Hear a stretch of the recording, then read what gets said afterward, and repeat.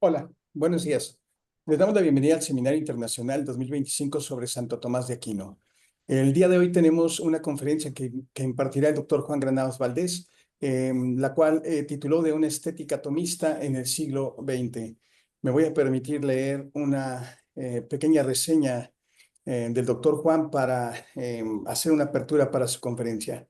El doctor Juan es licenciado en Filosofía y maestro perdón, con línea terminal en Arte Contemporáneo y Sociedad. Esto por la Universidad Autónoma de Querétaro. Es doctor en Artes por la Universidad de Guanajuato y coordinador del doctorado en Artes y Humanidades de la Facultad de Artes de la UAC. Coordinador académico del Repositorio Digital de la Cultura Artística de la Facultad de Artes y responsable del Laboratorio de Socialización y Difusión Digital. También, bueno, es colaborador de cuerpos académicos y miembro del Cuerpo Académico Interpretación de la Educación, la Cultura y las Artes. Docente de la licenciatura en Arte Danzario de la Facultad de Artes y docente de la maestría en Artes, del doctorado en Artes y Humanidades de la Facultad de Artes de la UAC. Es conferencista y ponente en coloquios, simposios y congresos de filosofía y artes. Ha hecho publicaciones en los mismos temas, tanto artículos arbitrados como capítulos de libro.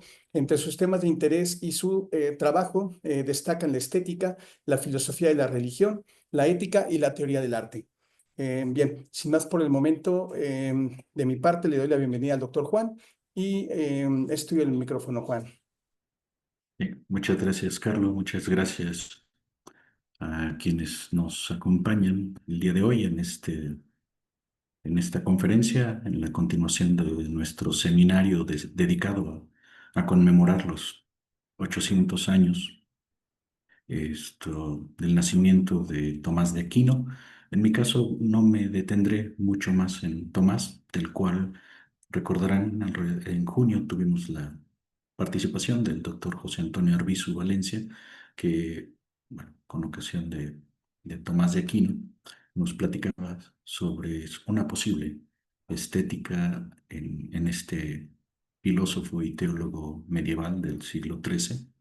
Yo más bien quisiera voltear hacia acá, hacia el siglo XX, sobre todo atendiendo a la situación de las artes, a la situación de la estética, en la que pues llevamos un rato, unos años, y que ha dejado de lado, me parece, y por eso que haya propuesto este trabajo, que además se lo presento como resultado de un trabajo previo de investigación, que tiene que ver con una estética tomista para el siglo XX o en el siglo XX e incluso ya también del siglo XXI. Voy a hacer una lectura, en algún momento compartiré la pantalla solo para mostrarles justamente los hallazgos que tuve y después seguiré y ojalá podamos platicar después de la lectura y del término de la conferencia. Bueno, comienzo con algunas ideas o diríase fundamentación teórica. Ponderación del latín ponderatio, ponderaciones, es atención, consideración, peso y cuidado con que se dice o hace algo, exageración de algo, acción de pesar algo, compensación o equilibrio entre dos pesos. Se rescata para este trabajo ponderación, se rescata para este trabajo el sentido de ponderación en el que se entiende como poner las cosas en su lugar, como sopesar, levantar algo como para tantear el peso que tiene, para reconocerlo o examinar con atención el pro y el contra de un asunto, ya que éste devuelve este sentido, un sentido también metódico, que el otro, el de exagerar, el de elegir, pues parece negarnos. La ponderación va de la descripción, me parece, al juicio. Se trata de la búsqueda de criterios convergentes, de cultivar recolectando en la variedad de perspectivas. Y pues en este caso conecto con la hermenéutica analógica, que me parece es una teoría adecuada para ponderar la estética de tomista, neotomista, diríase más claramente, del siglo XX. La hermenéutica es la disciplina de interpretación de textos. Todo esto, pues, siguiendo a Mauricio Beuchot, que además de ser tomista, neotomista, tiene una estética tomista, etc. Como disciplina es ciencia o saber y arte, en tanto que ciencia tiene principios a partir de los cuales se lleva a cabo la interpretación, y aunque ha habido quienes en la filosofía contemporánea han negado el carácter metódico de la hermenéutica, esa también tiene reglas. Por eso es arte, en el sentido de técnica. La hermenéutica es, pues, teórica y práctica, docens y utens. Hay tres tipos de hermenéuticas. Están la unívoca, o univocista, perdón, la equívoca o equivocista y la analógica.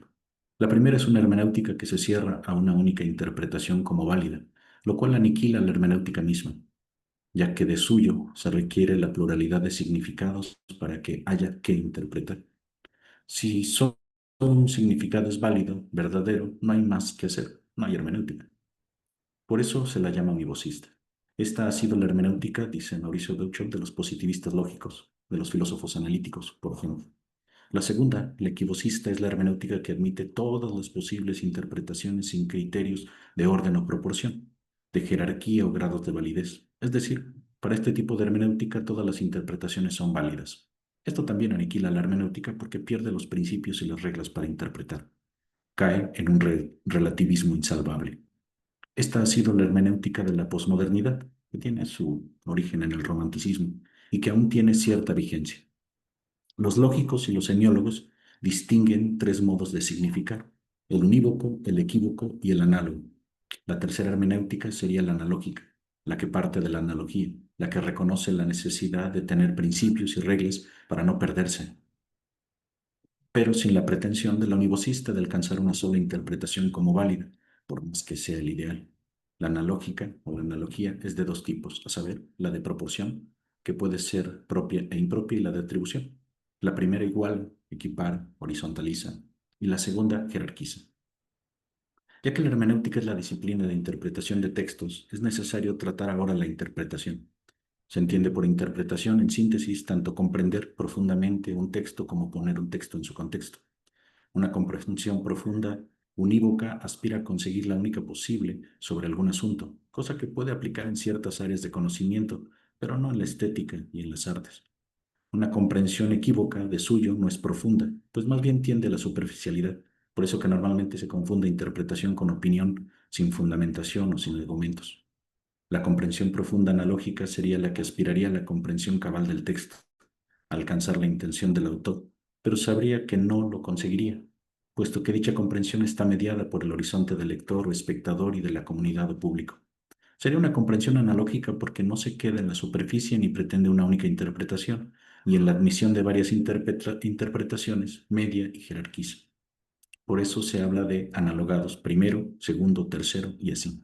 Si la interpretación es también poner un texto en su contexto, para que aquella sea analógica, no puede ni caer en el textualismo, reducirlo todo al texto, ni en el contextualismo, difuminar el texto en sus contextos.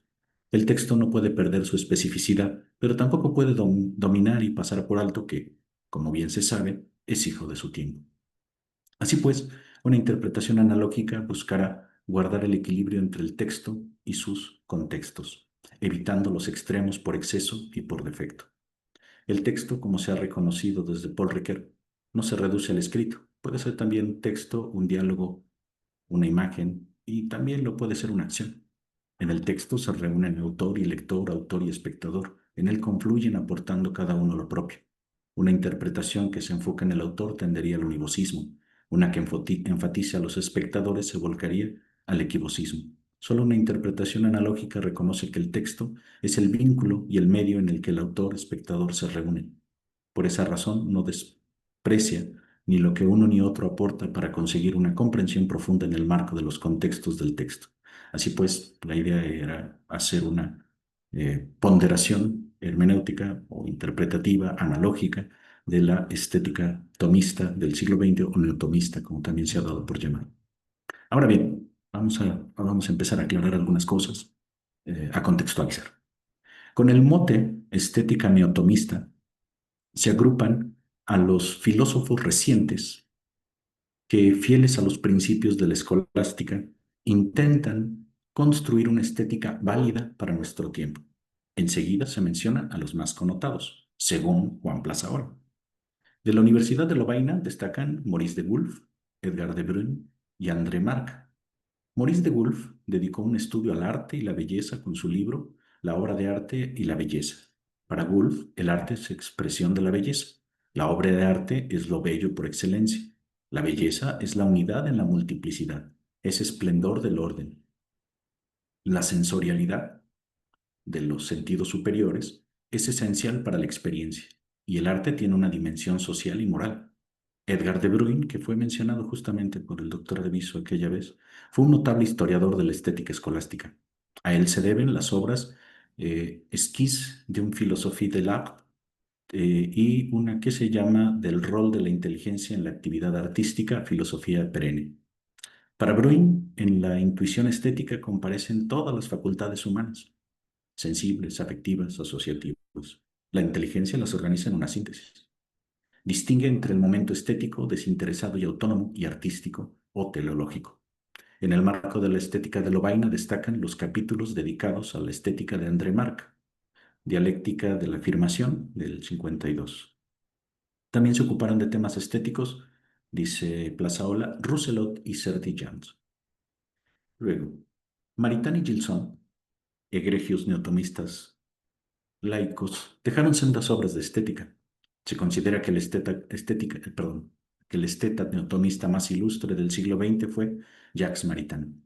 Sus principales obras estéticas son Arte y Escolástica de 1920, Fronteras de la Poesía del 26, Intuición Creativa y en el Arte y la Poesía del 53, La Intuición Creativa en el Arte y en la Poesía del 66 y La Responsabilidad del Artista del 61, que estas últimas obras me parece son o tienen o han de tener vigencia. Explica Maritain la belleza como esplendor de la forma. Esta se capta en lo sensible y por lo sensible, no separadamente de ello.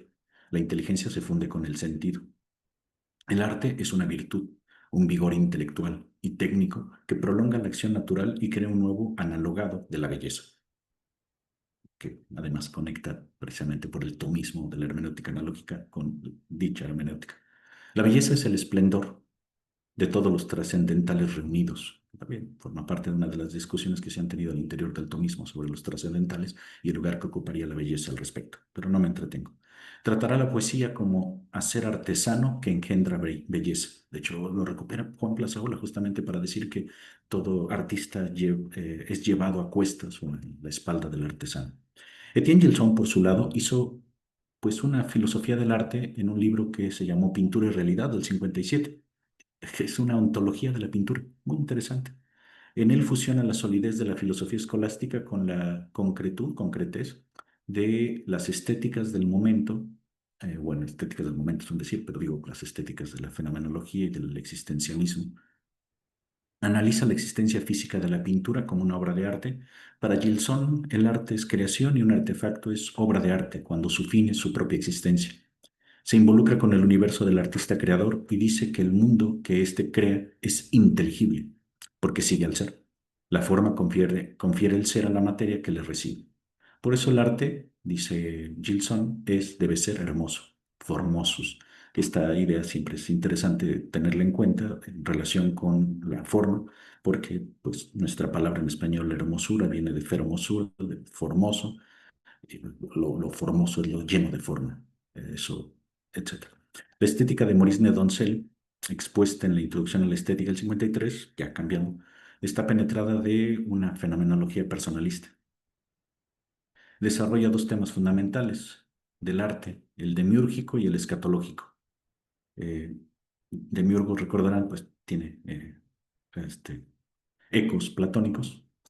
Se trata del artesano que andaba ofreciendo sus servicios de casa en casa en la antigua Atenas. El arte, pero por otro lado, además, el arte ofrece al mal una salvación estética.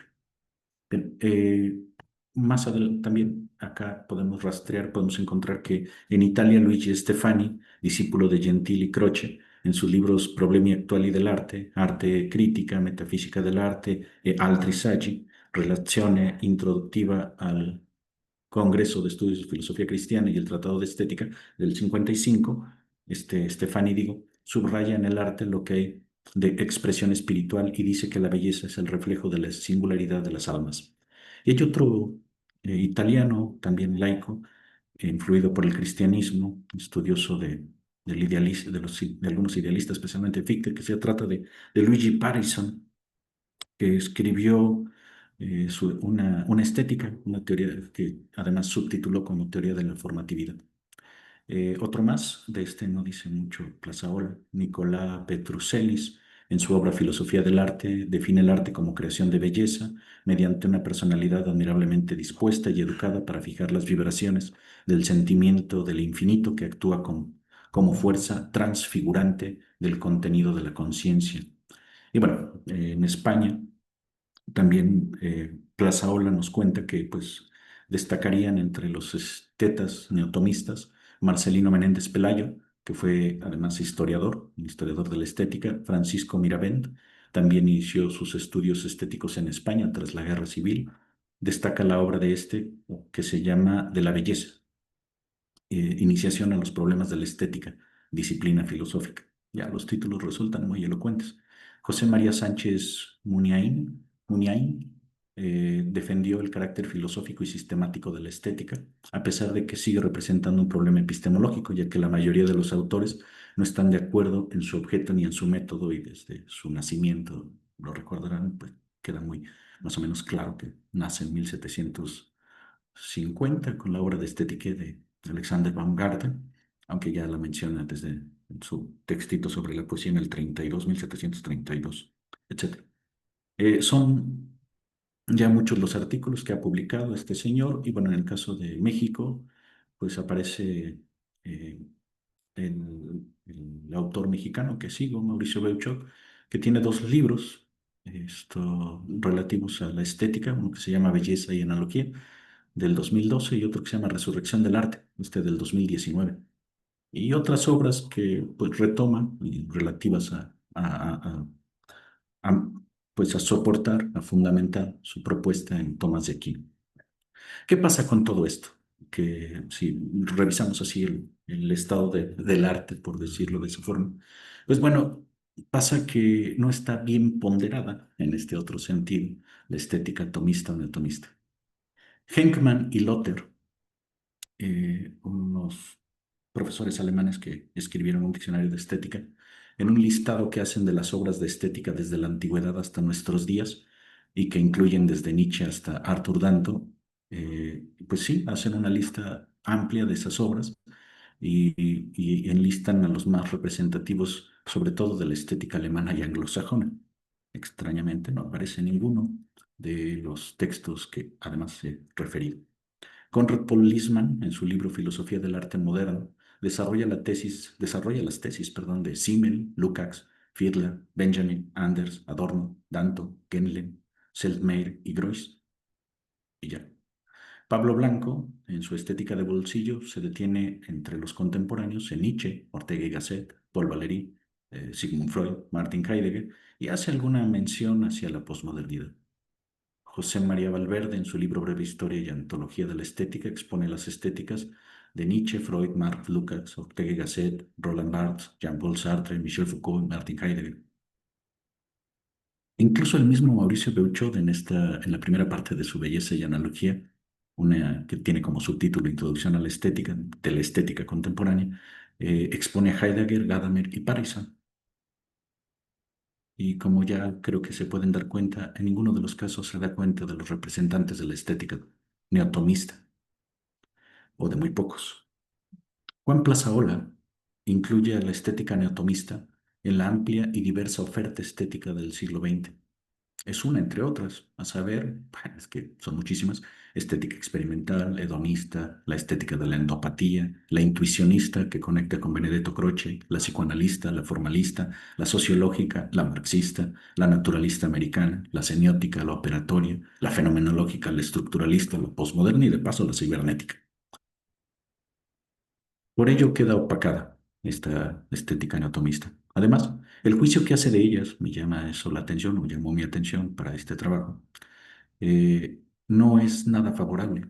Dice Plazaola que los filósofos que han escrito sobre estética a la luz de la filosofía escolástica, que además no distingue entre escolástica y tomista, en general o adolecen de un evidente eclecticismo, son eclécticos, muy eclécticos, o siguen un método deductivo que deriva, según él, en un dogmatismo insostenible ante las aportaciones de la psicología empírica y la ciencia moderna, lo cual no me parecía tan claro, sobre todo porque, por lo menos en Lovaina, van a estar muy atentos a los desarrollos de la psicología y de las ciencias modernas y volverán la vista a los autores modernos y pondrán a dialogar a Tomás con Descartes, lo veremos, y Kant específicamente, pero vamos.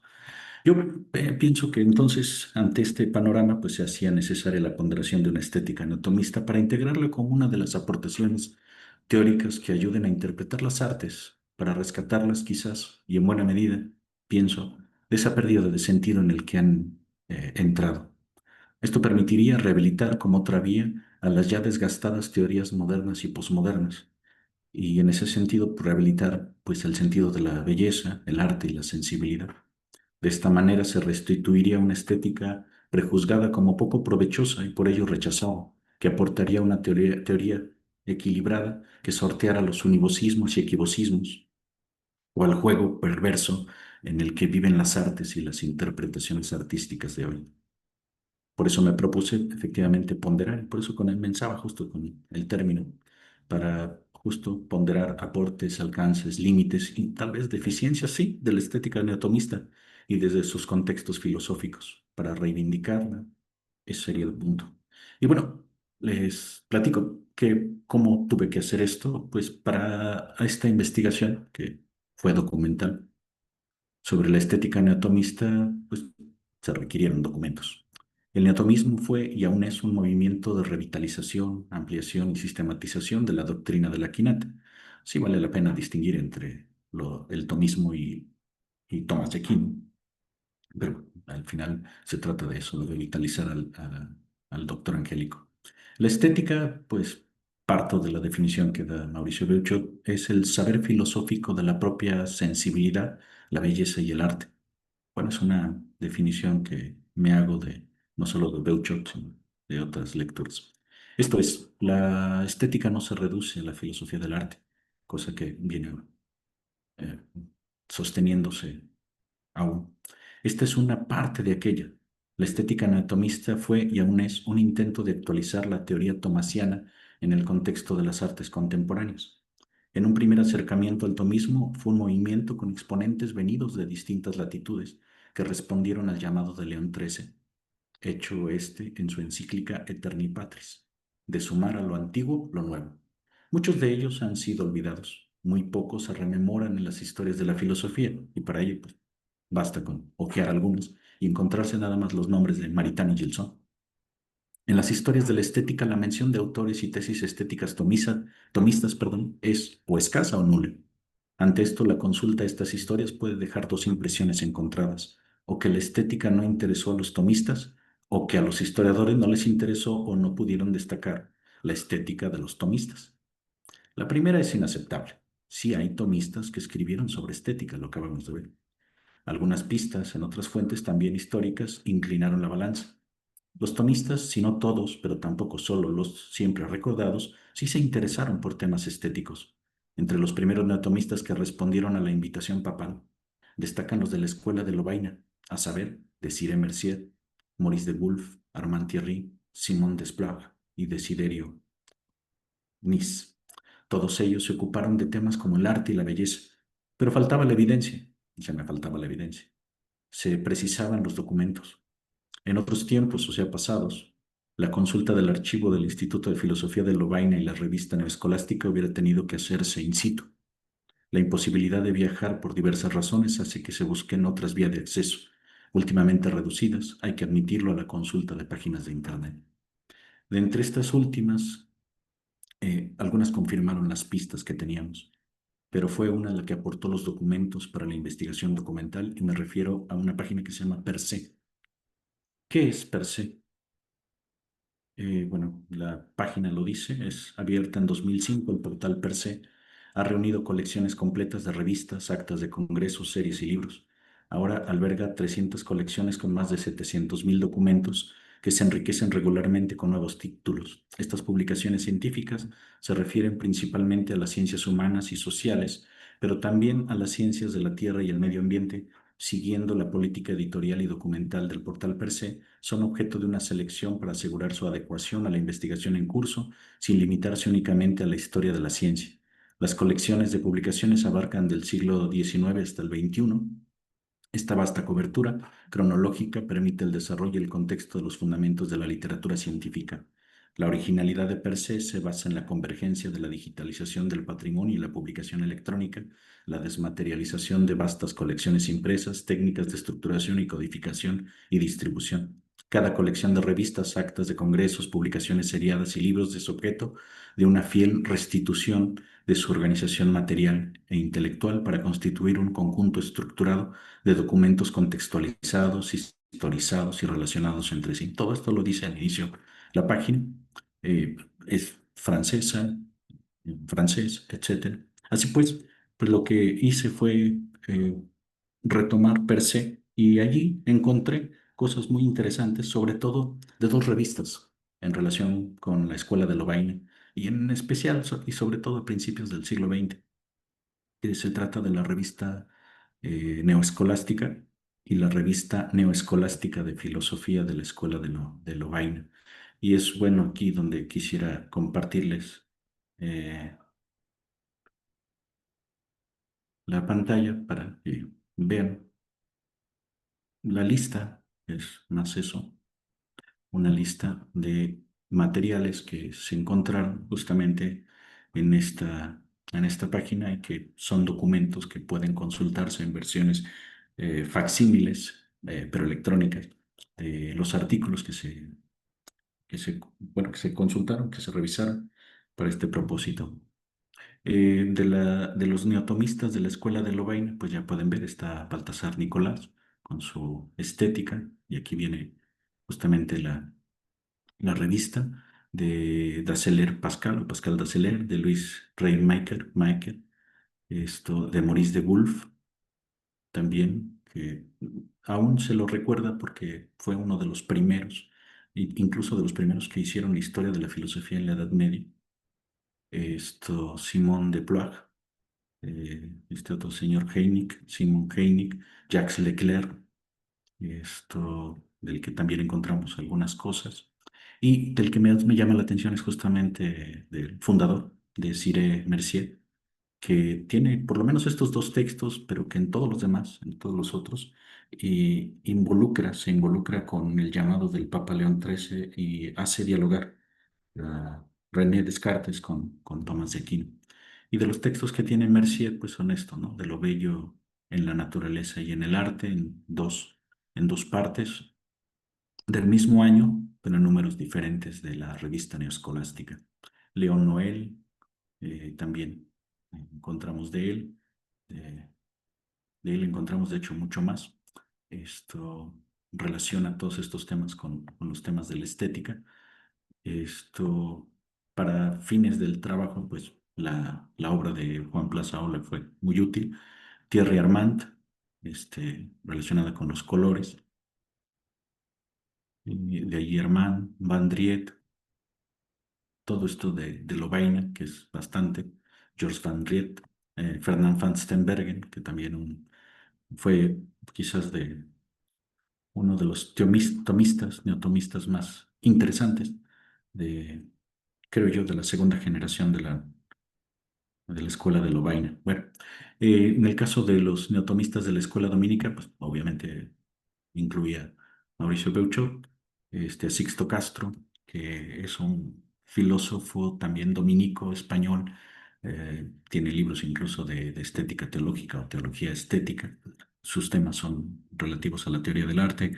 Más recientemente en la editorial Gediz acaba de publicar un libro relativo a eso, a la ciudad de las artes, tratando de darle una propuesta o de proponer algo que reúna y al mismo tiempo supere o rebase aquellos óbices u obstáculos que tenían las teorías analíticas del arte, etcétera. Bueno, de Nifle, Gardel, en su iniciación a la filosofía de Santo Tomás, eh, Garrigou Lagrange, Hugon, que bueno, incluso en las 24 tesis tomistas. Me decía alguna vez Mauricio Beuchot justamente que un discípulo de Muniain, del que mencionaba hace un rato, Abelardo Lobato, y que además colaboró con el Vaticano, no sé qué tanto en este proyecto de la Via Pulchritudinis, pero bueno, Abelardo Lobato justamente tenía este libro, tiene este libro publicado por Herder, se llama Ser y Belleza. Es una filosofía una estética filosófica, pero centrada en la belleza. Manser, Sertillans, etcétera. Luego también me percaté de que había una estética neotomista entre los jesuitas también de la época, Descamps, Finance, Marechal, además. Tiene este librote que es impresionante y que da para bastante el punto de partida de la metafísica en el que otra vez hace dialogar a Kant con Tomás de Aquino, Medoncel, Pesch, Rousselot, etc. En el caso de los laicos, bueno, además de los mencionados, del mencionado por Plazaola, en el caso de Gilson, de pintura y realidad, Gilson dedicó muchas más cosas a la estética. Está justamente Pantouf et Réalité, pero también tiene una introducción a las bellas artes. Y luego otro más, uno de los últimos, Materias y Formas, del 64. Por supuesto, Maritain, con todos los que se mencionaron. El primero es Arte y Escolástica y más. Y bueno, entre otros neotomistas que también encontré, pues estaban Cristina Canaboso, Iris Fátima da Silva, Joseph Piper, que tiene este texto que se llama Solo quien ama canta, aunque Piper decía que que él no era tomista, que Tomás era amigo suyo. Luigi Parison, bueno, en Editorial Shorty se publicó en 2014 con ocasión del centenario de su nacimiento, me parece, este, esta teoría de la performatividad. Nedoncel, eh, con estos dos textos. Pablo Blanco, que es bueno, estudioso de Parison, aunque últimamente más bien se ha dedicado a asuntos de ecumenismo después de haber pasado por estudios del Papa Benedicto XVI. Regis Jolivet, también, que en ellos conecta, por ejemplo, en su curso de filosofía destina un trabajo. Bueno, es más o menos lo que fui encontrando en el camino y mucho de ello, y más y sobre todo lo relativo a la escuela de Lovaina, pues lo encontré en la página web de Per se. Bueno, sigo con esto. La estética atomista es, entre otras, de las estéticas surgidas en el siglo XX. Es una entre otras. La estética tradicionalmente estudia la belleza y el arte. El tomismo ha sido la sistematización, la interpretación y el desarrollo de la doctrina tomasiana. Así pues, la estética tomista, con base en la doctrina de Tomás de Aquino, se ocuparía de la belleza y el arte. Y pues entre los tomistas más reconocidos, pues ya lo decía, Maritain, Gilson, Bruin. Sin embargo, hubo otros. En la escuela de Lovaina, pues ya lo vieron. En las historias de la estética poco o nada se dice, pero entre ellos pues están Mercier, Niche, Deploy, Thierry, de Woolf, Noël, Balthasar, Leclerc, Rademacher, Van Stenbergen, Van Riet, etcétera. Todos ellos pues filósofos del Instituto de Filosofía de Lovaina y dejaron asentadas sus ideas sobre estética, sobre belleza y sobre arte en varias obras. Y con esto, pues, llenaríamos ese hueco, creo yo. También están los filósofos dominicos, que probablemente los más conocidos del Viejo Mundo, Seferino, González y Díaz Turrón, a Enric Seusse de Nifle, Norberto del Prado, Pedro Mandonet, Ambrosio Gardel, Antonín Dalmas Sertillans, Galus Manser, Eduard Hugon, Francisco Marín Solá, Reginald Garrigou Lagrange, Manuel Barbado, Santiago María Ramírez Ruiz de Delanto, Belardo Lobato, del que les decía, y más recientemente, probablemente más interesante español en ese sentido, por el origen, por la relación que guarda con la hermenéutica analógica, pero sobre todo por su formación analítica, Sixto Castro, con esta idea que les decía de la ciudad de las artes. De los filósofos neotomistas jesuitas, pues Schiffini, Villot, Pesch, Denifle, Rousselot, Guény, Tonquedot, Mareschal, que es de los más influyentes, que además, porque pues influyó en Ranner, y Joseph de Finance, que falleció hace poco. Y de la Escuela Tomista de Barcelona, pues Ramón Orlandis de Puig, Se encontró que dedicaron también estudios al arte, la belleza y que se fundaron en Tomás de Aquino, aunque no en todos los casos se consiguió dar con las ideas estéticas. En Francia, una renovación de la estética con bases tomistas también se dio. Ya la adelantaba Maritain, Gilson. Maritain escribió los libros recién dichos, hasta la responsabilidad del artista, que me parece muy vigente, y defendió que la belleza es esplendor de la forma y que el arte es una virtud, ya lo decía. Y Etienne Gilson, pues sí, hizo una antología, sí, de la pintura, pero también se dedicó a las otras artes. Y, por ejemplo, tiene temas para los fines de la facultad en la que un servidor trabaja, pues se relaciona prácticamente con todas las artes. Las artes son llamadas, denominadas bellas artes. Tiene un texto sobre la danza que está muy cargado hacia a la consideración del ballet y que, bueno, me mereció en algún momento una crítica desde las epistemologías del sur. Hubo neotomistas que no se adscribieron a las escuelas tomistas dominicana, jesuita y de Lovaina, que fueron sacerdotes y laicos, por ejemplo, Jolivet y Nedoncel, pero también Piper y Parison, y ya lo mencionaba. Así pues, el tomismo ha sido la sistematización, decía, interpretación y desarrollo de la doctrina filosófico-teológica de Tomás de Aquino y sus seguidores. La estética tomista, pues es la de estos. Su interés es una estética válida para la actualidad. Los objetos de estudio de la estética, agregaría, además de la belleza en arte, es también la sensibilidad. Después de examinar la estética de los filósofos de la escuela de Lovaina, a partir de la revisión y exposición de sus textos publicados que explícita, perdón, o implícitamente tienen que ver con la estética, se han notado coincidencias. Mercier se ocupó de la belleza. Nice volvió la mirada a la cualidad en la física, la noción de cualidad. Desplat, sin hacer un estudio estético propiamente, trabajó para la revista Escolástica temas con resonancias estéticas.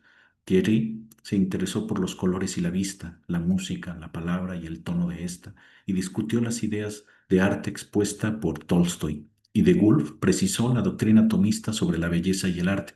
Estudió la historia de la estética y propuso una estética inspirada en Tomás de Aquino. Mercier dialogó con la filosofía moderna, especialmente con Descartes. Nice trabó conocimiento de los avances científicos de su época. Con esto pretendía eh, discutir lo que hace un rato decía. Desplat discutió con Durkheim. Thierry también discutió con los cartesianos, como Ayes, los marxistas y los subjetivistas, y de Woolf no dejó de lado el diálogo con los hallazgos modernos. La estética como disciplina filosófica fue cultivada, pues, por los profesores, los filósofos de la Escuela de Louvain, desde la fundación del Instituto de Filosofía hasta muy recientemente. La belleza y el arte fueron los temas más connotados. No se dejaron, sin embargo, de lado las consideraciones relativas a la sensibilidad como las que tienen que ver con la psicología. En el caso de la escuela dominica, pues no se pudo dar en todos los casos con estudios específicos o derivados sobre temas estéticos, pero sí se encontró en otros claves de la estética neotomista. Según Seferino González, lo bello es único, aunque los aspectos imitables de lo bello son muchos. Las artes crean cosas que pueden multiplicarse. La escultura, por ejemplo, puede existir a una hora porque crea cosas multiplicables. Norberto del Prado propone que la belleza intelectual se descubre por su fulgor y armonía y que la verdad tiene un aspecto bello, cosa que recuerda Benedicto XVI en aquella audiencia que dio sobre San Justino Mártir cuando recordaba aquella, ¿no?, idea de que todo lo que de bello se ha dicho nos pertenece y que se recuerda en otro sentido todo lo que de verdadero se ha dicho nos pertenece y que tiene que ver con la discusión sobre los trascendentales, si la belleza lo es o no lo es, etc. Con Mansart se encontró que se define la belleza como proporcio, esto es, como analogía. Bueno, conecta además con la hermenéutica analógica. La belleza es pues analógica, ya que se atribuye según corresponda, según proporción, a lo bello físico, a lo espiritual y moral, en la medida en la que hay armonía en las partes de ese todo que son cada uno lo físico, lo espiritual y lo moral. De acuerdo con Serti-Jans, que es dominico, las artes han de subordinarse a la moral. Que esto también puede tener que ver con lo que dice Jacques Maritain en su libro La responsabilidad del artista.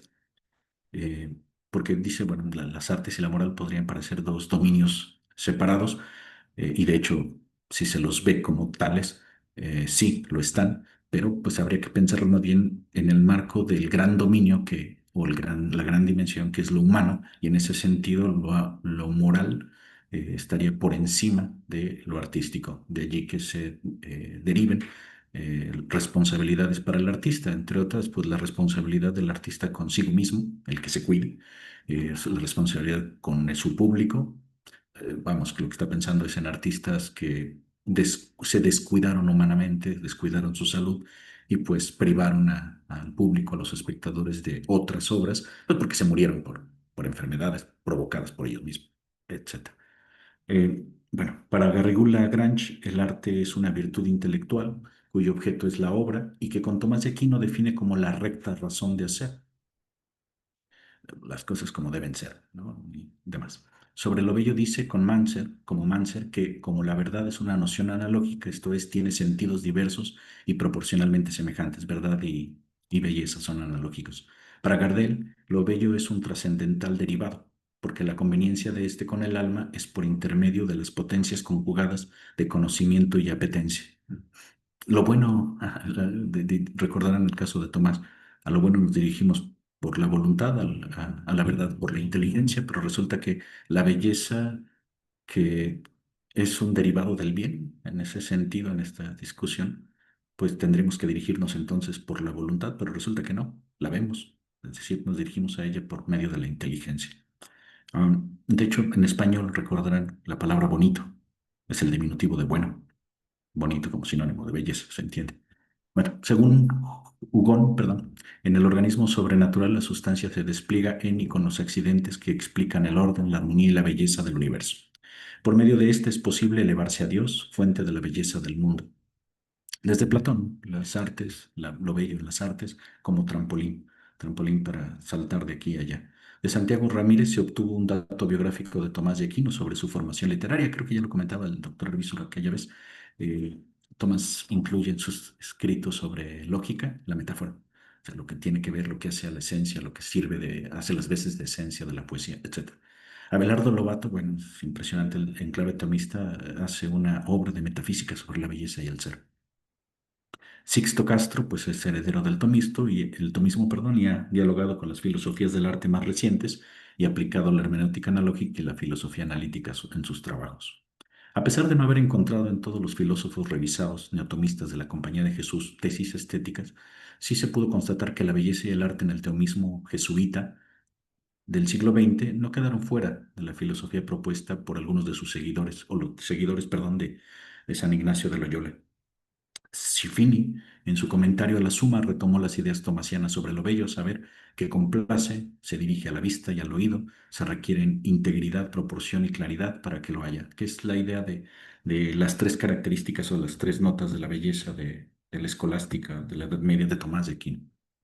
También bueno, ahí habría que retomar a otro italiano que hizo estudios sobre eso, a Umberto Eco, aunque no exactamente tomista, pero justo decía que estas tres características o notas pues son la completitud o perfección o la integridad o el que esté acabada la obra, la proporción que a veces es simetría, a veces es armonía, etcétera, y la claridad o el resplandor para que haya belleza. Tienen que cumplirse las características de la completitud, se dice es necesaria pero no suficiente, del resplandor o de la claridad se dice que es suficiente pero no necesaria, y solo la proporción sería necesaria y suficiente. Según Geni, la belleza es uno de los atributos del ser. Bueno, ahí está. Con Pesch se notó la conexión de la estética con la filosofía de la naturaleza, ya que los fenómenos y la percepción sensibles pues, son los puntos de partida.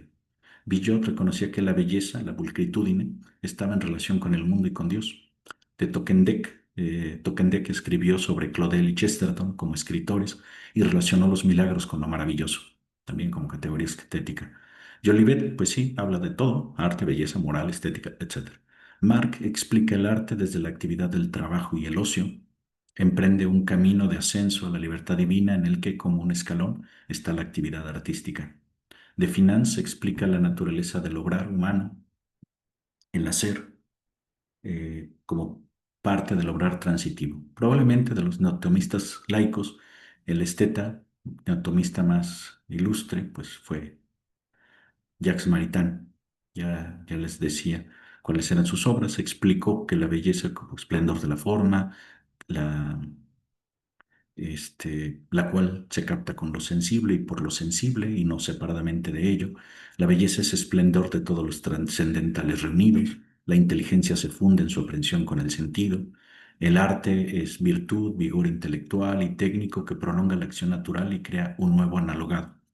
Tratará la poesía como un hacer artesano que engendra belleza, y bueno, Gilson también hizo lo propio. Ya no me detengo en ellos. Y de los que no escribieron, perdón, de los que no se adscribieron a las escuelas tomista, dominica, jesuita y de Lovaina, Jolivet, debido a la exposición requerida para un curso de filosofía, trata la belleza y el arte. Su perspectiva es tomista, lo bello es lo que, visto, agrada y el arte es una virtud, como enseñó Tomás. Aporta algunas precisiones sobre las bellas artes y la relación con la moral. Medoncel le da su lugar a las artes y la belleza, pero reconoce que el encuentro con esta no es de carácter personal. Piper combate el totalitarismo del trabajo y con una tendencia claramente antropológica y ética conecta la belleza y el arte con el ocio, la contemplación y la fiesta. Sus fuentes son antiguas y medievales. Por último, la estética de Parison es una estética hermenéutica en la que el arte, en tanto que forma bella, es interpretación de la verdad. El arte es formativo porque expresa una forma de hacer que hace e inventa el modo de hacer. No se basa en reglas fijas, sino que las define conforme elabora la obra y las proyecta en el momento de realizarla. La formatividad de la obra de arte no es un resultado, sino un logro, en el que la obra se encuentra la regla de definición. El arte es, pues, aquella actividad que busca un fin sin medios y que debe hallar para su realización un proceso creativo que dé resultados originales. Y bueno, ya para cerrar con esta revisión o trabajo hecho, pues me daba cuenta justo que efectivamente el, se dejaba de lado, no se mencionaba, se volteaba más hacia otros autores más reconocidos, o- sí, más reconocidos, esto que se juzgaba muy fuertemente a a la estética neotomista.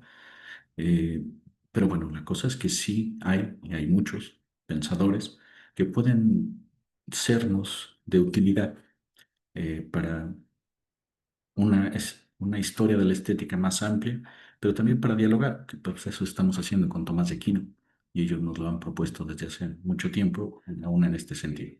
Y bueno, pues ya está, ¿no? Muchas gracias por su atención, espero no haberles aburrido mucho. Gracias, Juan. Bien, ahora a los asistentes les comentaré lo siguiente. Vamos a tener un tiempo en el cual podamos compartir, ya sea que tengan preguntas, dudas que quieran exponerle a Juan. No sé si alguien tuviera alguna pregunta. Les voy a pedir que levanten la mano para poderles activar su micrófono y puedan entonces intervenir. Si alguien tuviera la intención de hablar, por favor, levante su mano.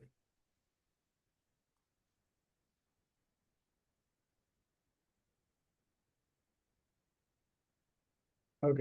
Mientras se animan, a mí, bueno, me gustaría profundizar un poquito, o ver si nos puedes ayudar a profundizar un poco, Juan, acerca de, en este momento, digamos, qué lugar ocupa la belleza en cuanto a las artes. Si es que se puede definir de alguna manera, o cuál sería tu opinión de esto. Quienes nos acompañan de acá de la Facultad de Artes saben justamente que hace algunos años nuestra facultad se llamaba Facultad de Bellas Artes.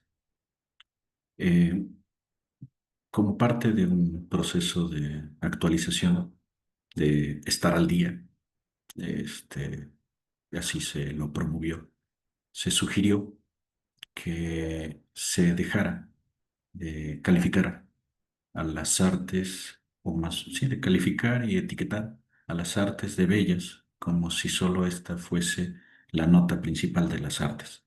Bueno, nuestra propia facultad no solo incluye música, danza, teatro, poción y artes plásticas, sino, bueno, también hay licenciaturas en diseño, en restauración y, bueno, y actualmente en cine. Y se piensa son también artes, pero no tienen por qué ser bellas. Recuerdo que entre nuestros colegas, algunos profesores cuyo origen este, profesional estaba la antropología y la sociología, pues destacaban que la belleza era una noción, una etiqueta decimonónica que imponía ciertos límites o mm, no sé cómo denominarlo, a la producción, a la creatividad, a la creatividad. Y por eso que pues hubiera que dejarlo atrás, hubiera que dejar atrás la belleza. Y haciéndolo, bueno, recordando así muy rápidamente un texto de Ladislao Tatarkiewicz, es una historia muy rápida de la noción de belleza. Pues, sí nos dice que efectivamente en algún momento se me olvidó el nombre ahora, es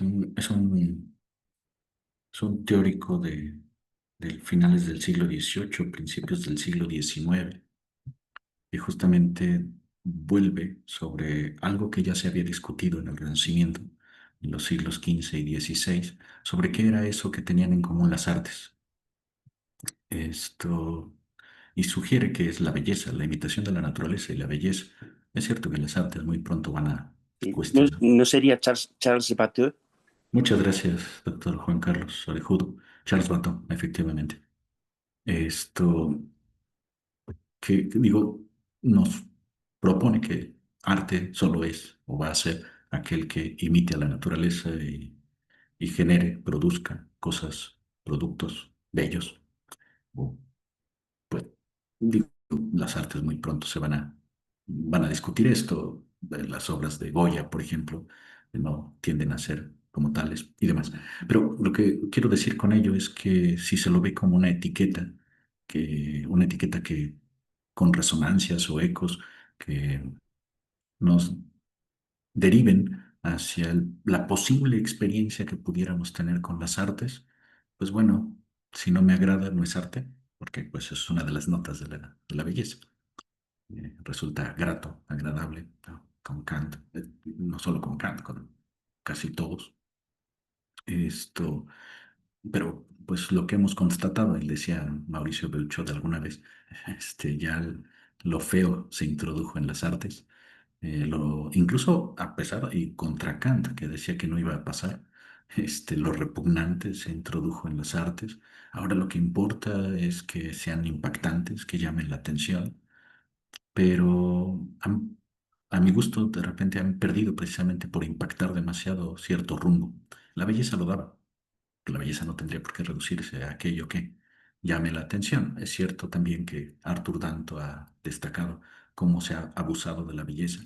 Las mercancías que se exhiben, se muestran en vitrinas, en las vitrinas de las plazas comerciales, son muy atractivas, resultan muy agradables a la vista, al menos a la vista, y pues llaman nuestra atención y nos invitan a comprarlas. Nos gustan las cosas bellas en ese sentido y también la publicidad y también los modelos de cuerpo, etcétera. Hay un abuso al respecto, pero eso es solo en el entendido de la belleza como resplandor. ¿Y qué pasa con las obras que se acaban? La discusión, no sé, ¿te acuerdas, Carlos, que tenía Demian Hirst con un pintor británico también, que justo tenía que ver con que si era arte o no aquello que no se hacía por cuenta propia, es decir, que no se trabajaba, que también tiene que ver con eso, las artes, con las condiciones de creatividad, de creación? Porque Demian Hirst tiene la idea y paga para que hagan las cosas, ¿no? Pone un tiburoncito en formol o incrusta diamantes en un cráneo. Y bueno, ¿y dónde está el arte, diríase? ¿Dónde está la belleza en ese caso? Pues llama mucho la atención, por supuesto, pero ¿pero qué? ¿Qué sentido tienen? O estas propuestas que hoy se suman de artistas que pretenden que la obra sea abierta, no solo abierta, como decía Humberto Eco, abierta a la interpretación, sino abierta a que el espectador las intervenga para terminarla, acabarla. O bueno, pues que un poco si hojeamos muy rápidamente una historia del arte, nos vamos a encontrar con que las obras que allí están han sido o están acabadas, terminadas, completas, si gustan, perfectas en ese sentido, porque ya no hay nada más que agregar. Digo, hay que restaurar, pero no hay nada más que agregar. Por eso en las historias del arte no hay bocetos, no hay dibujos, no hay, etcétera. Bueno, eso pensando solo en las historias del arte, de la pintura, etcétera. ¿Qué lugar ocupa la belleza? Pues vamos, que tiene que ver con muchas cosas. Recordarán un librito de Gadamer, La actualidad de lo bello, donde conectaba la belleza, el juego, la fiesta. La belleza es fiesta, la belleza es juego. Incluso hasta un autor muy leído últimamente, una especie de, no sé, no tanto como Zizek, pero sí muy leído, Byung-Chul Han, este coreano-alemán. Entonces tiene un libro al respecto, La salvación de lo bello. Nos la estamos perdiendo, diría el doctor Arvizu, por esta insistente perspectiva de no querer recibir, de no querer que nada se nos imponga. Nos estamos perdiendo la belleza y nos la hemos perdido en algunos casos. Eh, bueno, diría eso, que no sé si contesté a la pregunta, quizás no. Sí, Juan, gracias. Ahorita que dices eso, bueno, me hiciste pensar no tanto dónde está la belleza también, sino en ocasiones dónde está el artista, ¿no? Donde empieza a ver como estos huecos, pero bueno, creo que eso es para otro tema, ¿no? Bien, no sé si alguien más guste hacer una pregunta al doctor Juan.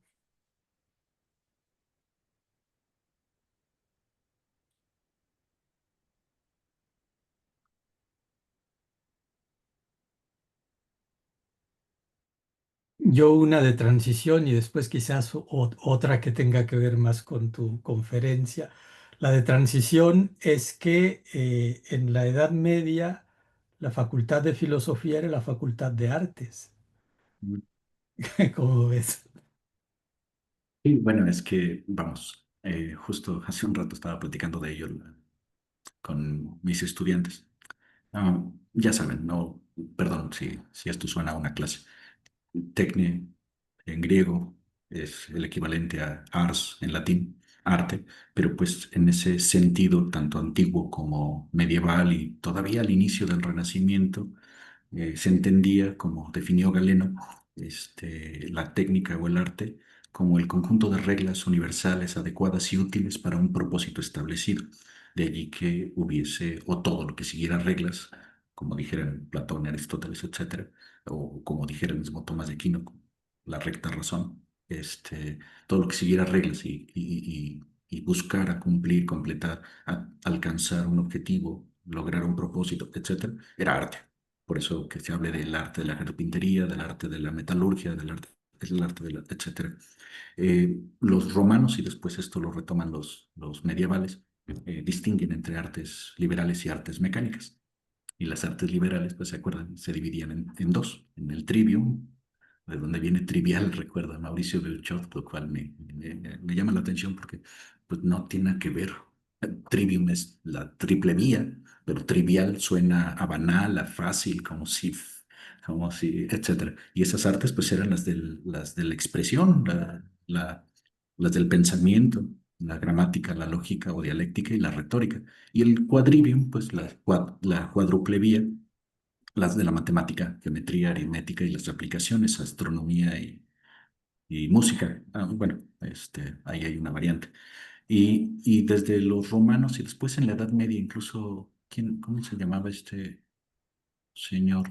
Tiene un libro dedicado a ello, Iván Illich, se me fue otra vez el nombre, pero distingue entre artes liberales y artes mecánicas y hace una proporción, ya saben, a los medievales les encantaba el equilibrio, entonces elige 7 artes mecánicas que empaten con las artes y no hay en ellas, no hay ninguna de las que hoy denominaríamos arte.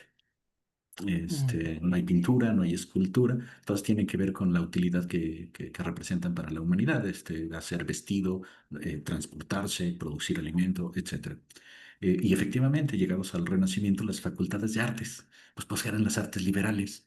Pues había que primero aprender eso, o sea, lo básico, para luego pensarle o para después pasar a filosofía, derecho o a medicina. Si no, aprendemos leyendo, pues había que aprender gramática, ¿no? El abogado tenía que aprender cómo defender a sus clientes, como hoy, pues, la retórica, había que pensar, hay que pensarlo. Y la teología no menos, ¿eh? Por teología, tiene que ver con la lógica. Sí estudio, pero también muy pronto se percatan bueno, lo recuerdan que decía el Papa Benedicto XVI, muy poco pronto se percatan de que pues, la relación o la elección que hacen los primeros cristianos por la teología filosófica es clara. Hay que argumentarla, hay que dar razón de la fe. Así lo pide y así lo dice Pedro en su carta, etcétera, etcétera, etcétera. La transición, ¿no? Es Facultad de Artes. La Facultad de Artes es la facultad de la, de las bases para aprender lo demás. Porque las artes se aprendían más bien en el taller, o sea, lo que hoy denominaríamos artes se aprendían en los talleres.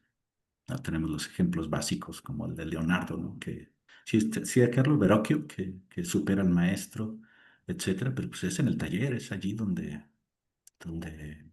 aprende a pintar y también más su formación y demás. Bueno, espero haber dicho algo. Hombre, has dicho algo muy, muy interesante, ¿no? Yo simplemente quería subrayar la ironía de que por diversos caminos le han puesto a la antigua Facultad de Bellas Artes un nombre que acoge muy bien el doctorado en Artes y Humanidades, ¿no? Porque se transforma en una especie de segunda facultad de filosofía, ¿no? Porque Sí, su, ahora sí. su, su abolengo, su historia, vamos que ahí empezó la filosofía, pues en la Facultad de Artes con Abelardo, ¿no? Que se dio cuenta de que además de enseñar dialéctica podía hacer más cosas, ¿no? Bueno, y ya yendo a tu conferencia, que me parece muy, muy rica, muy interesante, ¿no? Nos has dado un montón de información eh, a propósito de este, precisamente de este neotomismo o de esta presencia de la herencia atomista en el último siglo, digamos, respecto de la cual cabría preguntarse precisamente si no habría, aplicando la hermenéutica analógica, ¿no? Si no habría un sentido unívoco o estrecho del término neotomista, ¿no? Con autores como Maritain y todos estos muy, muy, muy cerrados en la letra en la interpretación rigurosa intransigente de Santo Tomás, eventualmente un sentido equívoco que pues no tendría representantes, y un sentido análogo, que es allí donde yo ubicaría, por ejemplo, a Mauricio Beuchot, ¿no? Porque Beuchot no es un Maritain, o sea, Beuchot no es alguien que se escandalice porque alguien se atreva a pensar algo distinto de lo que pensó Santo Tomás, sino que es alguien que busca el término medio, ¿no? Y entonces, bueno, justamente habría estos neotomistas muy aguerridos, muy... Bueno, precisamente mencionaste a Menéndez Pelayo como tomista, y Menéndez Pelayo se hizo atacar en la polémica de la ciencia española, cuando él quería defender el cristianismo, la tradición cristiana, frente a los krausistas. ¿Verdad? Por un flanco está luchando él contra estos, y por el otro flanco los tomistas le dicen, pero ¿cómo te atreves? ¿Tú quién eres para eh, ponerte a hablar distanciándote de Tomás, ¿no? Negándole pues no solamente la condición de tomista, sino la condición de filósofo, ¿no? Si no filosofas según la letra de Santo Tomás, estás, fuera de Tomás no hay salvación, ¿no? O sea, esa es la postura en ese caso yo no era ni siquiera neotomista, sino pre-neotomista, pero ese es luego el espíritu que se prolonga en el neotomismo más aguerrido. Entonces decir eso, ¿no? Que creo que tu exposición podría eh, mm, separarse en estos dos conceptos, ¿no? O sea, tomista en sentido unívoco, o sea, con este tipo de, neotomista, perdón, neotomista en sentido unívoco, y quizás eso, o sea, neotomismo en sentido análogo, que más bien sería atomismo, ¿no? Un poco como Sánchez Vázquez y mi recientemente fallecida y querida maestra Ana María Ribadeo decían de sí que ellos no eran marxistas, sino marxianos, ¿no? O sea, para separar, ¿cómo la ves? Sí, sí, sí. Eh, Justo me recordaba algunos casos en específico. Am, sí habrá tomistas univosistas, nada fuera de Tomás. Me llama la atención, bueno, que aún estos coinciden con los más, diríamos, analógicos o abiertos al diálogo. Porque, de hecho, el neotomismo surge con la invitación del Papa León XIII al diálogo con las ciencias, las nuevas ciencias, las ciencias que están despuntando, finales del XIX, principios del XX, al diálogo con los autores modernos, ¿no? Por ejemplo, en este caso, ya lo insistí mucho en eso porque me llamaba la atención en algún momento, incluso como para platicar con usted, en el caso de Desire Mercier, que justo hace a dialogar a Tomás y a Descartes. Esto los conecta, nota una línea de continuidad bueno, no me entretuve demasiado en eso porque andaba a la saga de otras cosas. Pero por ejemplo, Joseph Marechal con el punto de partida de la metafísica que tiene esta propuesta se ha denominado tomismo trascendental y que alcanza a influir en un teólogo muy importante alemán, Karl Rahner, pero también en nuestro recién finado Papa Francisco I. Marechal, Rahner están allí y son Mm, jesuitas y los jesuitas tienden a ser algo más heterodoxos que, por ejemplo, los dominicos que más tienden a la ortodoxia, por decirlo pronto, porque los de Lovaina tampoco fueron tan univosistas. Hay un caso interesante en el caso de Fernand van Steenbergen, en el que, según cuenta la leyenda, fue expulsado de la sociedad de tomistas, porque además siendo tomista y haciendo exposiciones y síntesis tomistas, fue expulsado por llegar a decir que, bueno, a un congreso tomista, que las vías de Tomás no eran demostraciones a la letra, no eran demostraciones estrictas, eran vías. O sea, hay vías analógicas, ¿sí, no? Bueno, en su momento nota justo eso, ¿no? El univosismo, la radicalidad o la cerrazón de estos tomistas. Llega uno que dice serlo también y que pues, genera este conflicto. Eh, de Maritán, no sé, tendrá sus momentos, yo creo. Recuerda que pues en su historia se decepcionó de la filosofía de su época, el marxismo, el positivismo, y pues es por vía de Bergson que encuentra en Tomás pues una filosofía que rehabilita la inteligencia. Quizás sí radicalizó, se vio muy univocista, muy crítico pero me parece que también no pudo evitar la apertura de ese tomismo en el sentido de, por ejemplo, en el humanismo integral, o cuando habla del cristianismo y la democracia, aunque tiene en mente lo que está pasando en Estados Unidos, tiene que abrirse. Mm, El tomismo tiende a ser abierto. Bueno, hay un textito de Mauricio Beuchot en el que discute con otros de que los sistemas tienden a ser cerrados, pero resulta que él argumenta que el tomismo es un sistema abierto, abierto pues, a la influencia y a la, al perfeccionamiento, si se gusta, a las precisiones, porque bueno, no podemos estar o no podemos admitir que ya está todo respondido en el tomismo, ¿no? Pues cómo. Que es la crítica que creo le hace Miguel García Baró a las discusiones tomistas. No salen de lo mismo, que no terminan de estas discusiones tomistas univochistas. Son mm, una especie de círculos, como una especie de juego que no tiene para dónde, donde pues están pasando cosas que probablemente Tomás no podía considerar, o esto que nos presentaba también el doctor Walter Redmond. Supongamos que somos tomistas. ¿Qué podría decir Tomás respecto a un asunto que hoy es de interés? Bueno, ahí mm, va. ujú, Etcétera. Sí, ¿no? Pues esos posicionamientos. Y bueno, el tomismo, a mí me resulta curioso que en el caso del tomismo se haya medio opacado, pero ha sobrevivido hasta nuestros días. Me resulta curioso, me resultan curiosas dos cosas.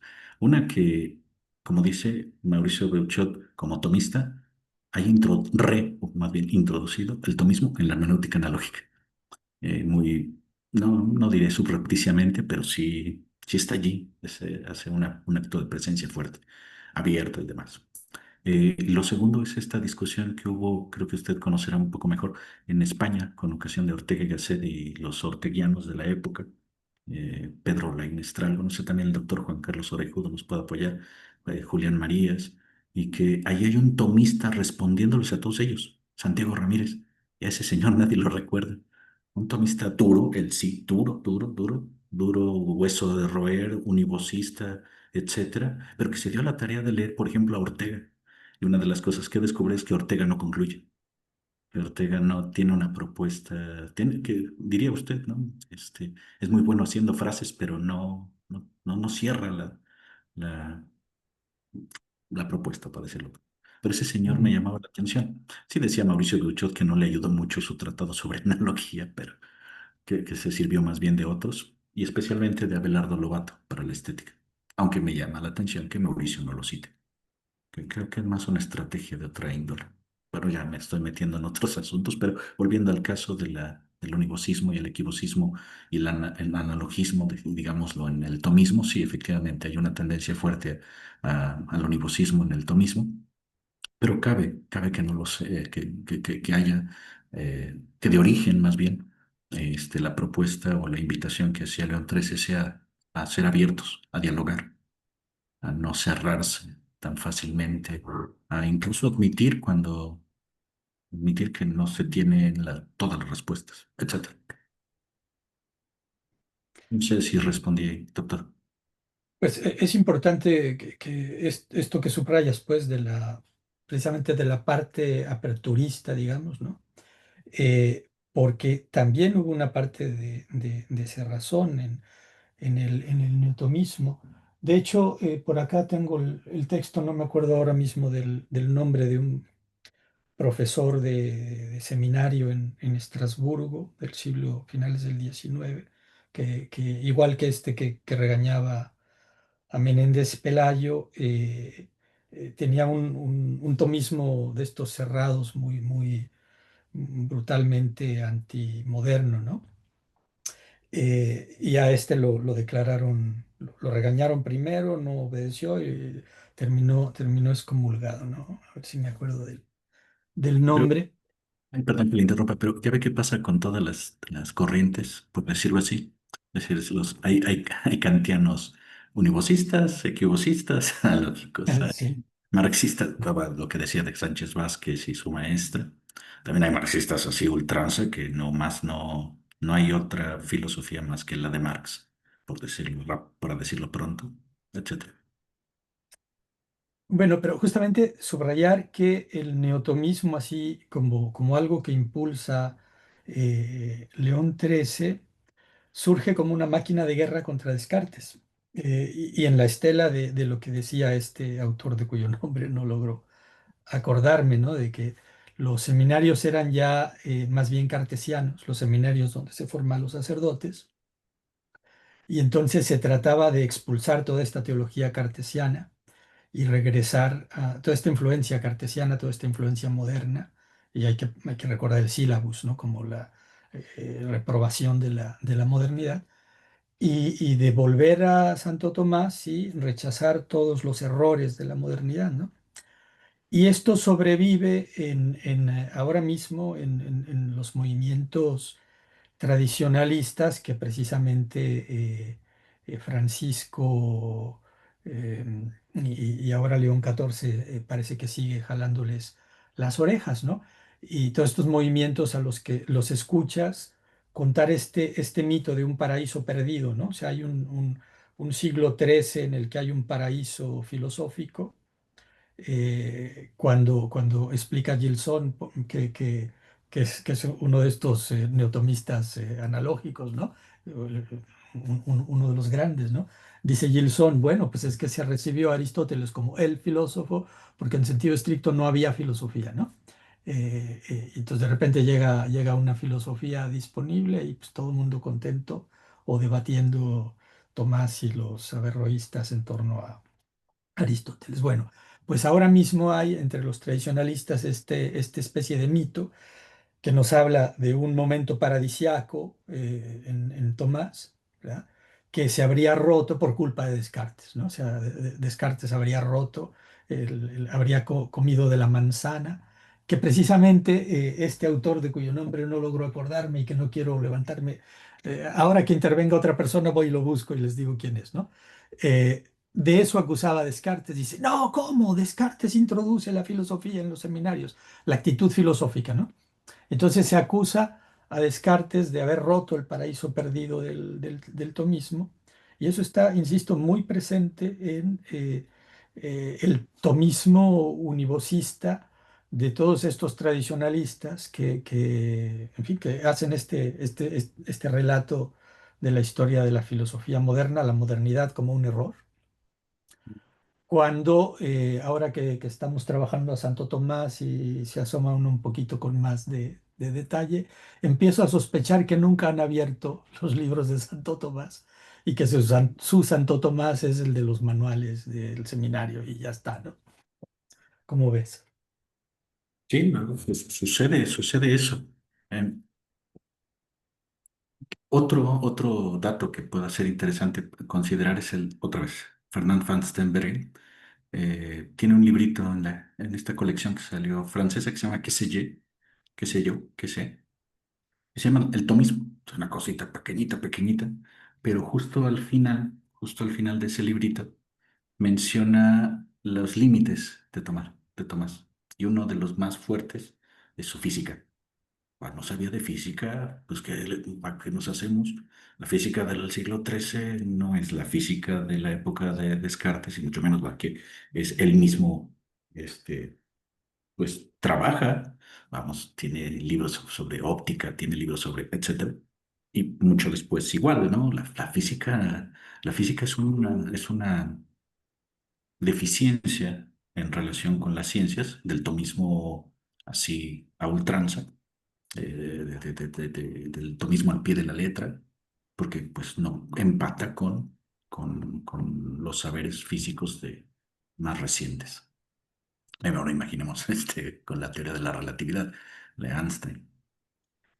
Sí, es típico que no se lea directamente al autor, diríase. Es típico, nos quedamos con el manual. El manual tiene su utilidad, por supuesto, y servirá para lo que tenga que servir, pero hay que pasarlo rápido y hay que ir a la obra de este señor. Porque incluso ya no lo mencioné, digo, se me fue la búsqueda de otros, pero pensemos, por ejemplo, en los que desde otras linderos o trasladeras filosóficas pasan a Tomás de Aquino. Por ejemplo, en España, Manuel García Morente, quizás uno de los más grandes introductores general de Kant, digo más grande porque era muy claro el señor, la verdad es que tenía una muy buena pluma. Incluso Pedro Rivas le elogiaba alguna vez que no era un germanófilo, que no dejaba de traducir la, la terminología kantiana, pasó al tomismo, encontró en Tomás otra cosa. La misma Edith Stein desde la fenomenología, que tiene aquel textito en el que hace dialogar a Husserl con Tomás y pretende, digo, contra Heidegger, porque la verdad es que la historia dice que a Heidegger no le pareció nada ese texto, esa propuesta en ocasión del homenaje de algún aniversario, cumpleaños de Husserl, etcétera. Pero vamos, donde hace notar que las pretensiones de Tomás y de Husserl no son muy dispares o muy distintas. Aspiran a la verdad. Entonces, eso es lo que hemos dicho de la filosofía desde siempre. Digo que ahora algunos filósofos digan que no, pues es otra cosa. Ahí sí podemos ponernos univocistas, ¿no? Sea con Descartes, sea con Kant, sea con Tomás, sea con Husserl, aspiramos a la verdad, no, que no me vengan con que no, etcétera. Ujú. Esto, y sí, ¿no? El problema es eso, los manuales. Si nos quedamos solo con los manuales, resultan muy esquemáticos, tienen que serlo, didactistas, pero de suyo cerrados. Pues hay que aprenderlo bien. Acá, por ejemplo, en las artes, Carlos nos podrá decir un poco al respecto, pues lo que se promueve es que se aprenda bien la técnica. En principio, digo, si quieres romperla, pues rómpela después, ¿no? Y pues es que en otro sentido pienso, las novedades que introdujo Descartes sí fueron muchas. La verdad es que sí fueron muchas para un momento que venía de una muy fuerte discusión, ¿no? El siglo XVI está complicadísimo en ese sentido, entre bueno, la ruptura lo explicaba usted en clase hace muchos años, la ruptura de la regla de la fe con la guerra de religiones entre católicos y protestantes. Wow, bueno, es que digo, había dos opciones, o quedarme con Tomás o buscar por cuenta propia. Descartes elige ir por cuenta propia, pero pues acá era más fácil quedarse con lo que ya teníamos ganado, por decirlo de esa manera. No, no lo justifico, pero digo que es mucho más sencillo, porque también las respuestas ahí ya están dadas y tenemos con qué confrontar o discutir pues otras novedades que nos vienen del protestantismo. Hasta los jesuitas son, bueno, ellos son unos tomistas heterodoxos, no son, tienden a llevarlo a otros lados. Incluso Karl Rahner, que hizo este trabajo sobre la sensibilidad en Tomás, no sé si recordarán aquella anécdota decía Heidegger se enojaba con Rahner porque decía que Rahner tenía un pie en Tomás y otro en él, como si estuviera a la mitad del camino, etcétera. Bueno, Tomás también para eso, ¿no? Contra los manuales y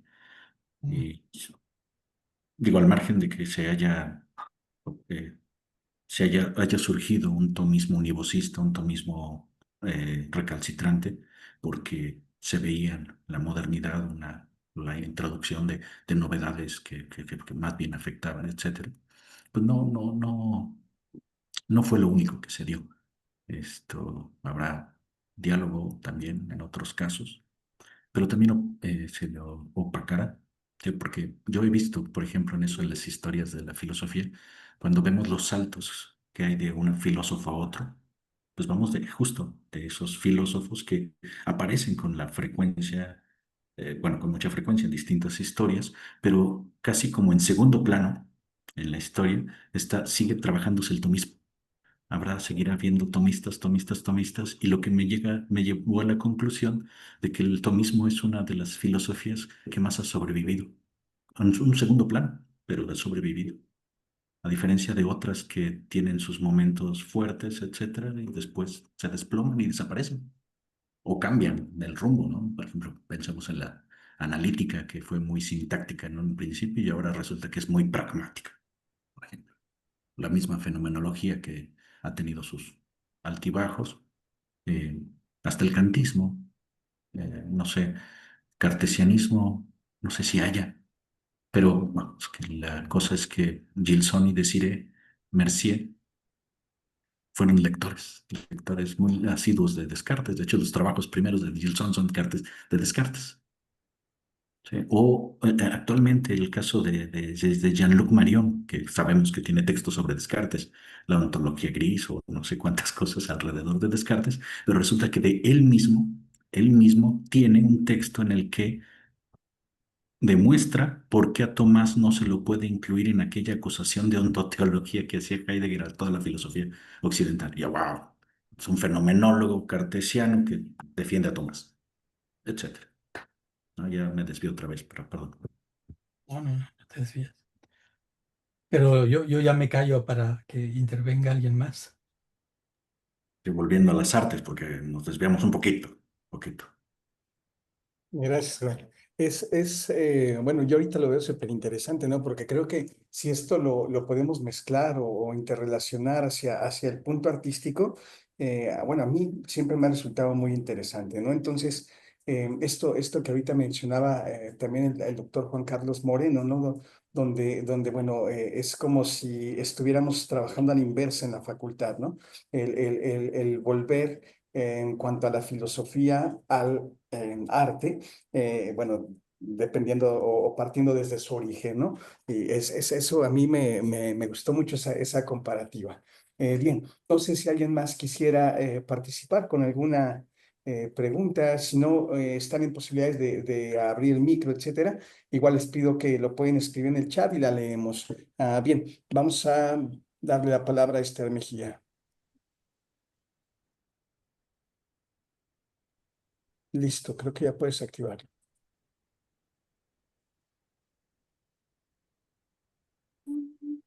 Ya se me escucha. Se escucha un eco. ¿Ahora mejor? Ah, sí, sí, mejor. A ver, pues mi pregunta es sobre el inicio de la conferencia cuando nos contabas sobre la distinción entre la hermenéutica equívoca y la unívoca. Justo cuando mencionas sobre el equivocismo, como es heredero del romanticismo, y quería saber si podía profundizar en ese aspecto, como esta idea de la interpretación de la obra artística que no termina, que es como muy abierta, pero sin tal vez como este marco de la hermenéutica analógica. Se podría profundizar como eh, cómo es que desde el romanticismo se puede rastrear el equivocismo. Sí, gracias, Esther. Ah, bueno, así muy rápidamente, en el Tratado de Hermenéutica Analógica, cuando Mauricio Beuchot expone, o después de exponer más bien qué sería la hermenéutica y proponer que pueden distinguirse estas tres a partir de estas maneras, formas de expresarse, que son la univocidad, la equivocidad y la analogía, y trata sobre la hermenéutica equivocista, dice que su raigambre puede rastrearse hasta el romanticismo y pone como caso a Friedrich Schleiermacher. Schleiermacher fue un hermeneuta, filósofo hermeneuta importante, pero lo que señala Beuchot es que el criterio a partir del cual sugería la interpretación de los textos, fueran los de la Biblia o los de Platón, era el sentimiento, la sensibilidad en ese sentido, la emoción. Y eso va a dar lugar a que pues cada quien tenga su propia interpretación, su propia opinión y en consecuencia, pues entonces todas las interpretaciones además son válidas en la medida en que todas se basan en la emoción y el sentimiento, que tiene ecos allí de la sola fide de Lutero. Es en eso en lo que se entretiene Beucho, hablando de Schleiermacher, hablando del sentimiento y cómo esto tendrá sus repercusiones en la posmodernidad. Y pues recordará que romanticismo viene de román, de novela, y que quien lo inaugura es Goethe con las cuitas del joven Werther, y es justamente un tipo que interpreta su vida según sus sentimientos y que decide suicidarse, pues porque no puede satisfacer sus deseos al no estar con la mujer a la que ama. Volviendo al punto, acá se trata de interpretar, pero la interpretación es sentimental. Y nada más creo que es lo que dice Beuchot al respecto. Y agregué varias cosas yo, pero va por allí la cosa.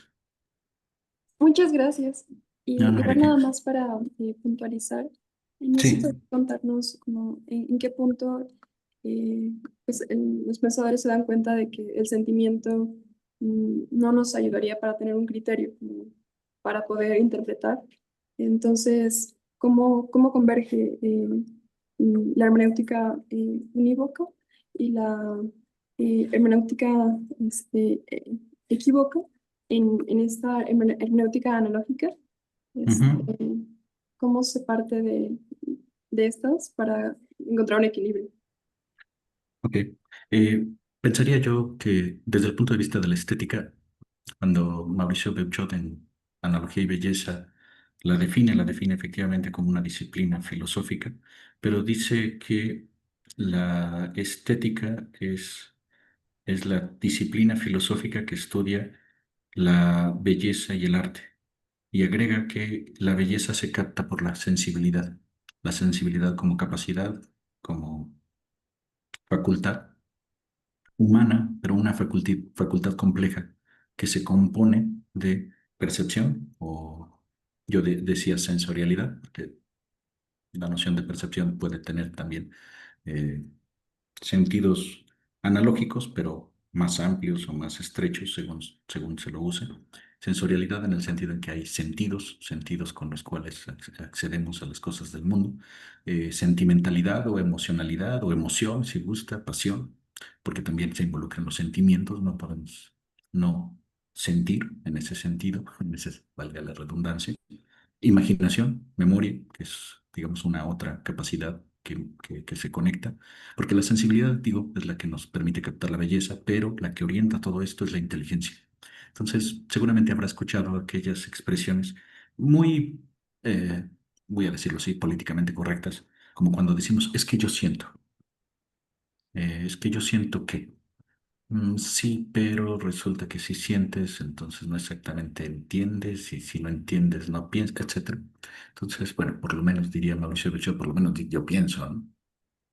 Sentimos mucho, pensamos poco, y ¿dónde se da el quiebre? No lo sé. Solo pensaba en que somos humanamente más que solo sentimiento. Y es verdad que tampoco somos únicamente razón. Esa es otra cosa. Quizás allí es donde pueda encontrarse esa posibilidad o esa posible conexión con la pregunta que usted hace. Desde el romanticismo surge como oponiéndose a la ilustración, al enaltecimiento de la razón. Se, ahora se enaltece la emoción, el sentimiento, es lo que nos ubica. Incluso llegaremos hasta el siglo XX con Heidegger. Las emociones, los sentimientos, el estado de ánimo es el que nos abre el mundo, etcétera. Pero no nos quita eso la razón. No, y es hacia dónde va la cosa, al menos en Mauricio Beuchat. La inteligencia no deja de tener un lugar en la captación de la belleza, no deja de tener un lugar en en el descubrimiento, en el estudio de las condiciones de captación, de receptividad, de creación artística, pero tampoco se reduce a eso. La sensibilidad es más compleja eh, que solo la emoción. Y aún en ese caso, ¿no? Cabría todavía hacer más distinciones entre emoción y sentimiento según su perduración, entre pasión y afectividad o afectos. Creo que Tania está trabajando algo al respecto. Está acá con nosotros, Tania Yáñez. Esto, y pasiones, ¿no? Etcétera. Espero haberle respondido. Muchísimas gracias, profesor. No hay que.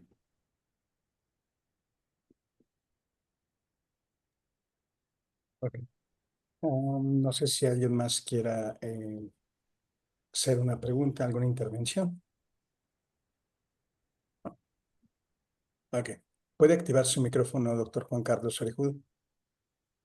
Pues agradecer a Juan Granados su conferencia que me ha resultado muy interesante y brillante para abordar cuestiones de estética en relación con la filosofía, ¿no?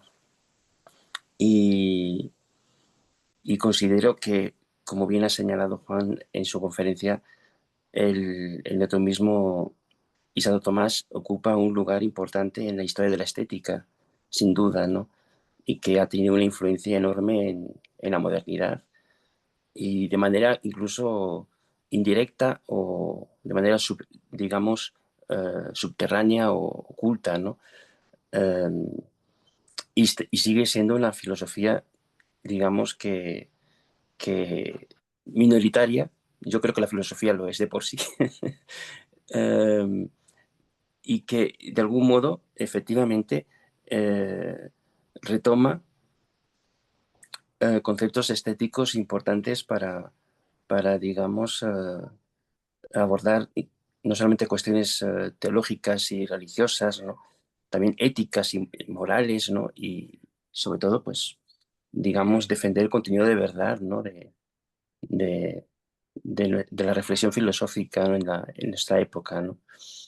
Um, Considero bueno, como tú bien has señalado, en la antigüedad, en el mundo antiguo, no se relacionaba digamos, estrechamente el arte con la belleza. Eran conceptos que se aplicaban a ámbitos totalmente diferentes, ¿no?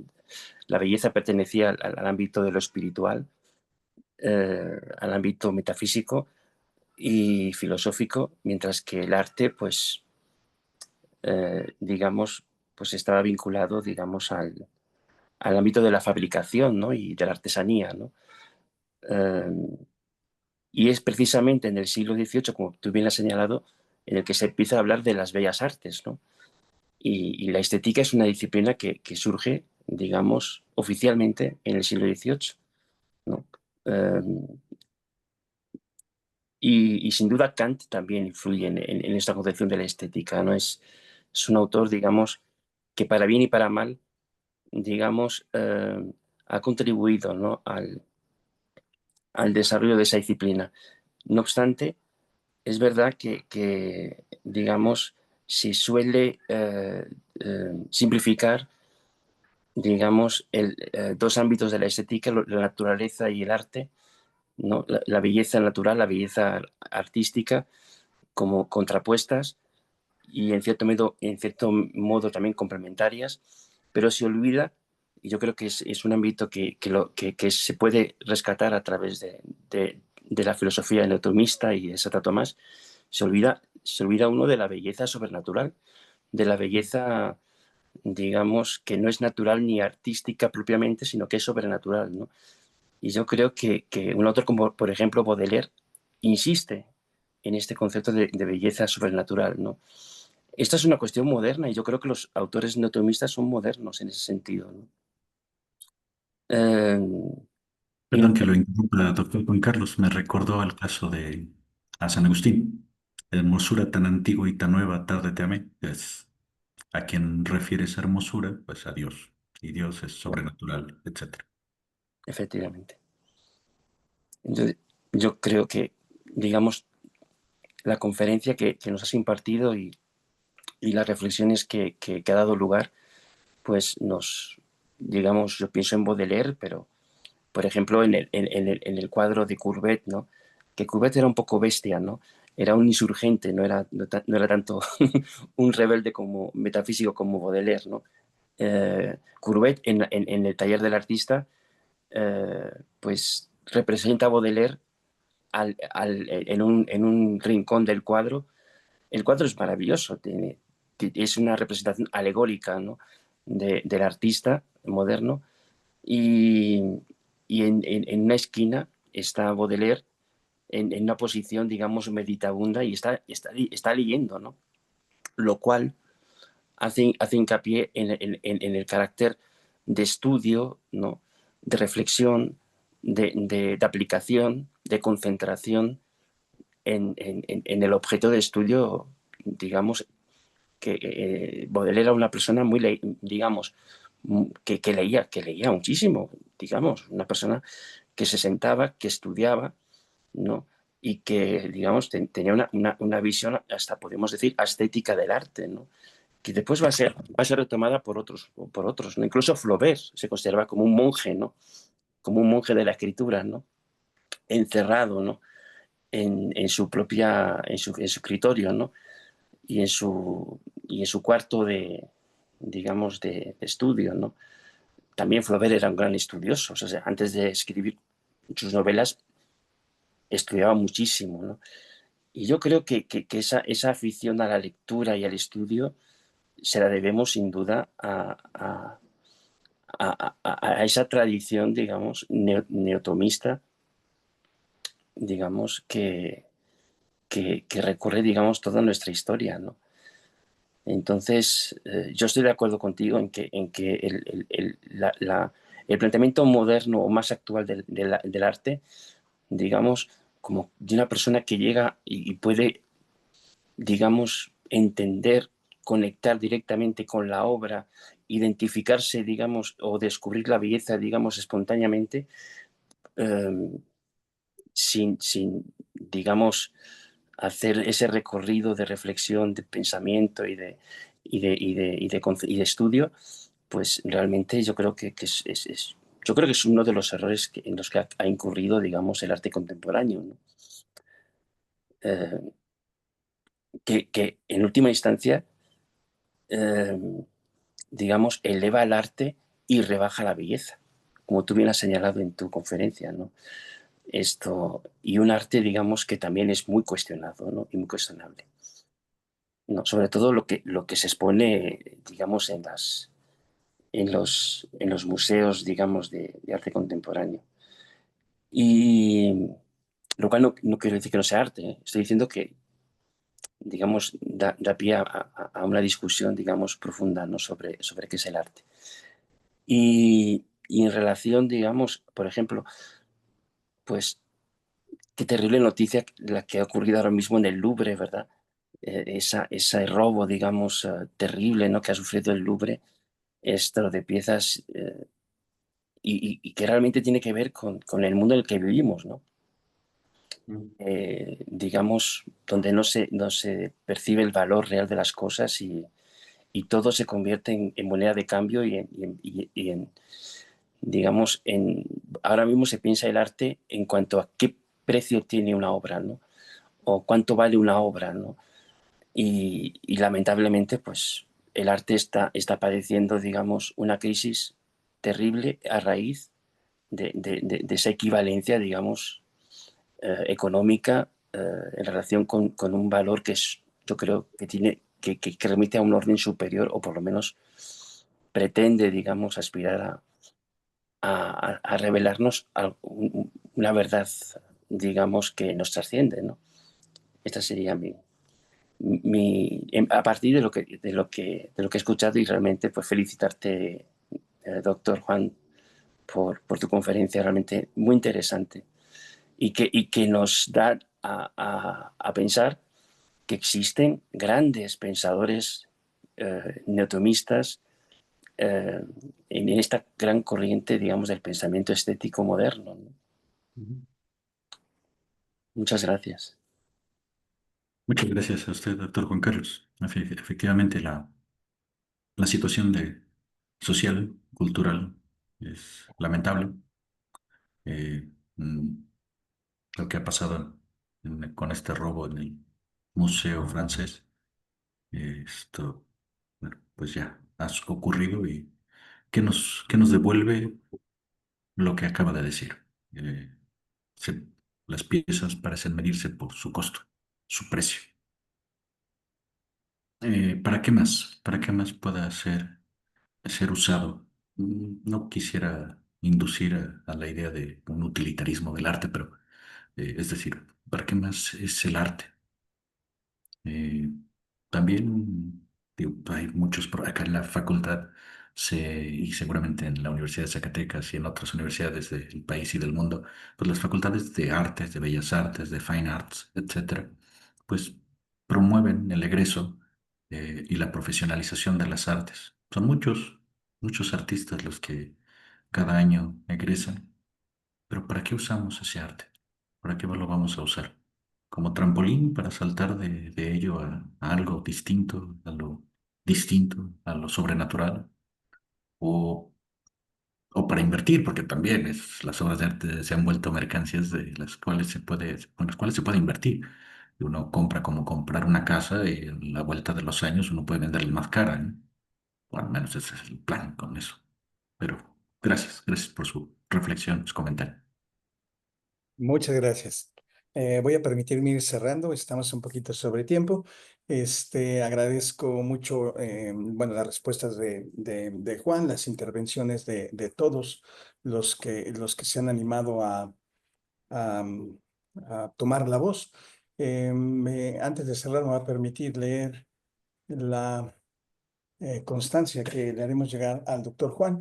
La Facultad de Artes de la Universidad Autónoma de Querétaro otorga la siguiente constancia al doctor Juan Granados Valdés por su participación como ponente en el Seminario Internacional 2025 sobre sobre Santo Tomás de Aquino, impartiendo la conferencia de una estética tomista del siglo XX, en el siglo XX.